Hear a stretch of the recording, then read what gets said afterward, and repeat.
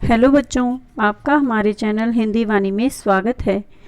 पिछले भाग में हमने पढ़ा था कक्षा 10वीं की पाठ्यपुस्तक क्षितिज के गद्य खंड का 8वां पाठ। पाठ का नाम है संस्कृति। इस पाठ के लेखक भदंत आनंद कौशल्यायन हैं। यह एक निबंध है। इस निबंध में लेखक ने सभ्यता और संस्कृति में संबंध तथा अंतर स्पष्ट करने का प्रयास किया है। लेखक का मानना है कि आजकल सभी लोग उन दो शब्दों का सबसे अधिक प्रयोग करते हैं जिन्हें उनकी सबसे कम समझ होती है, यानी इन शब्दों का हमें अर्थ नहीं पता, लेकिन फिर भी हम इन दोनों शब्दों का सबसे ज़्यादा प्रयोग करते हैं। लेखक के अनुसार संस्कृति में कल्याण की भावना प्रधान होती है। इस भावना के वशीभूत होकर ही मनुष्य मानवता के उत्थान के लिए निस्वार्थ भाव से कार्य करता है। वह प्राणी मात्र की कल्याण के बारे में ही सोचता है तथा सर्वजन हिताय सभी कार्य करता है, यानी सब लोगों के हित के लिए कार्य करता है। उसे इस प्रकार की प्रेरणा अपने अंतर्मन से प्राप्त होती है, यानी कोई भी व्यक्ति जब किसी के भलाई का कार्य करता है तो वह आंतरिक रूप से प्रेरित होता है। जन कल्याण के लिए उसे किसी भी भौतिक या बाहरी प्रेरणा की आवश्यकता नहीं होती।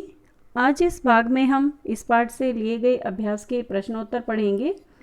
हमारा पहला प्रश्न है, लेखक की दृष्टि में सभ्यता और संस्कृति की सही समझ अब तक क्यों नहीं बन पाई है। उत्तर है, लेखक की दृष्टि में सभ्यता और संस्कृति शब्दों की सही समझ अब तक इसलिए नहीं बन पाई है क्योंकि लोग सभ्यता और संस्कृति शब्दों का प्रयोग तो खूब करते हैं, पर वे इनके अर्थ के बारे में भ्रमित रहते हैं। वे इनके अर्थ को जाने समझे बिना मनमाने ढंग से इनका प्रयोग करते हैं। इन शब्दों के साथ भौतिक और आध्यात्मिक विशेषण लगाकर इन्हें और भी भ्रामक बना देते हैं। ऐसी स्थिति में लोग इनका अर्थ अपने अपने विवेक से लगा लेते हैं। इससे स्पष्ट है कि इन शब्दों के सही अर्थ की समझ अब तक नहीं बन पाई है। प्रश्न 2, आग की खोज एक बहुत बड़ी खोज क्यों मानी जाती है? इस खोज के पीछे रही प्रेरणा के मुख्य स्रोत क्या रहे होंगे? उत्तर है, आग की खोज एक बहुत बड़ी खोज इसलिए मानी जाती है क्योंकि इससे मनुष्य की जीवन शैली और खान पान में बहुत बदलाव आया। दूसरे, मनुष्य के पेट की ज्वाला अधिक सुविधाजनक ढंग से शांत होने लगी। जैसा कि हम सब जानते हैं कि आग के आविष्कार के बाद मनुष्य का जीवन पहले से ही सरल हो गया। वह अपना भोजन पकाकर खाने लगा तथा जीव जंतुओं से अपनी रक्षा भी करने लगा। इससे उसका भोजन स्वादिष्ट बन गया तथा उसे सर्दी भगाने का साधन भी मिल गया। इसके अलावा प्रकाश और आग का भय दिखाने से जंगली जानवरों के खतरे में कमी आई। आग ने मनुष्य के सभ्य बनने का मार्ग भी प्रशस्त किया। इसकी खोज के पीछे रही प्रेरणा के मुख्य स्रोत पेट की ज्वाला, सर्दी से मुक्ति, प्रकाश की चाहत तथा जंगली जानवरों के खतरे में कमी लाने की चाहत रही होगी। इन सभी कारणों से प्रेरित होकर मानव ने आग का आविष्कार किया होगा। हमारा तीसरा प्रश्न है, वास्तविक अर्थों में संस्कृत व्यक्ति किसे कहा जा सकता है? उत्तर है, वास्तविक अर्थों में संस्कृत व्यक्ति उसे कहा जा सकता है जो अपना पेट भरा होने तथा तन ढका होने पर भी निठल्ला नहीं बैठता। वह अपने विवेक और बुद्धि से किसी नए तथ्य का दर्शन करता है और समाज को अत्यंत उपयोगी आविष्कार देकर उसकी सभ्यता का मार्ग प्रशस्त करता है। उदाहरणार्थ, न्यूटन संस्कृत व्यक्ति था जिसने गुरुत्वाकर्षण के सिद्धांत की खोज की। इसी तरह सिद्धार्थ ने मानवता को सुखी देखने के लिए अपनी सुख सुविधा छोड़कर जंगल की ओर चल दिए थे। हमारा चौथा प्रश्न है, न्यूटन को संस्कृत मानव कहने के पीछे कौन से तर्क दिए गए हैं? न्यूटन द्वारा प्रतिपादित सिद्धांतों एवं ज्ञान की कई दूसरी बारीकियों को जानने वाले लोग भी न्यूटन की तरह संस्कृत नहीं कहला सकते। क्यों? उत्तर है, न्यूटन को संस्कृत मानव कहने के पीछे यह तर्क दिया गया है कि न्यूटन ने गुरुत्वाकर्षण के सिद्धांत संबंधी नए तथ्य का दर्शन किया और इस सिद्धांत की खोज की। नई चीज़ की खोज करने के कारण न्यूटन संस्कृत मानव था। कुछ लोग न्यूटन के पीढ़ी के हैं, वे न्यूटन के सिद्धांत को जानने के अलावा अन्य बहुत सी उन बातों का ज्ञान रखते हैं जिनसे न्यूटन सर्वथा अनभिज्ञ था, परंतु उन्हें संस्कृत मानव इसलिए नहीं कहा जा सकता है क्योंकि उन्होंने न्यूटन की भांति किसी नए तथ्य का आविष्कार नहीं किया। ऐसे लोगों को संस्कृत मानव नहीं बल्कि सभ्य मानव कहा जा सकता है। प्रश्न 5, किन महत्वपूर्ण आवश्यकताओं की पूर्ति के लिए सुई धागे का आविष्कार किया होगा?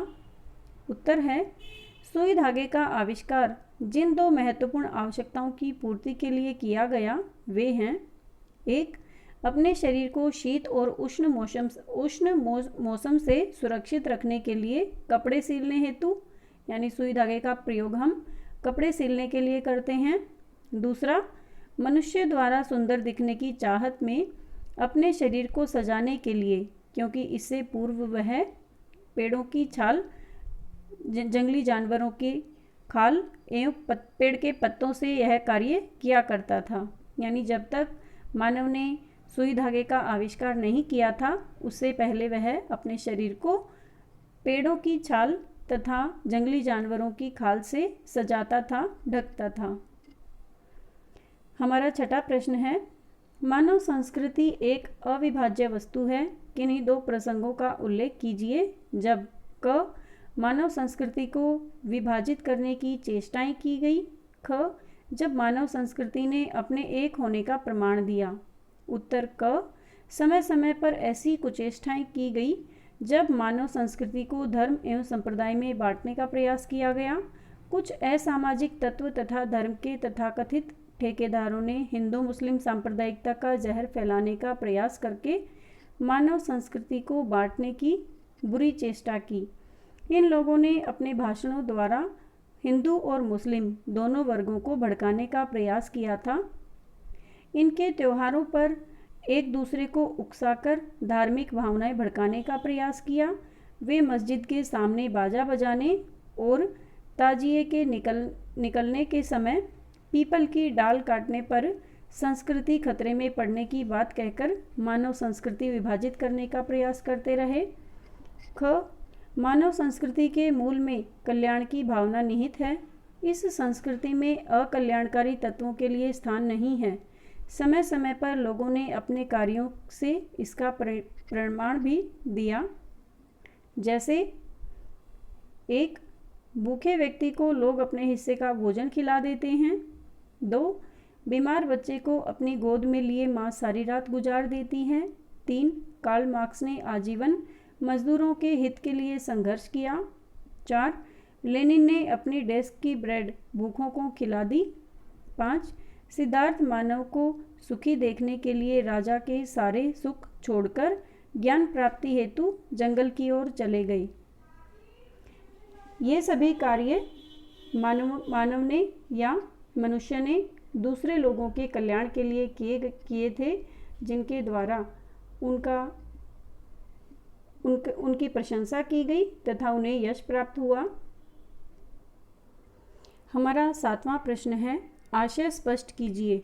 क मानव की जो योग्यता उससे आत्मविनाश के साधनों का आविष्कार कराती है, हम उसे उसकी संस्कृति कहें या असंस्कृति? उत्तर है, संस्कृति का कल्याण की भावना से गहरा नाता है। इससे कल्याण से अलग करके नहीं देखा जा सकता। यानी कोई भी संस्कृति हो, उसके मूल में मानव के कल्याण की भावना ही निहित रहती है। यह भावना मनुष्य को मानवता हेतु उपयोगी तथ्यों का आविष्कार करने के लिए प्रेरित करती है।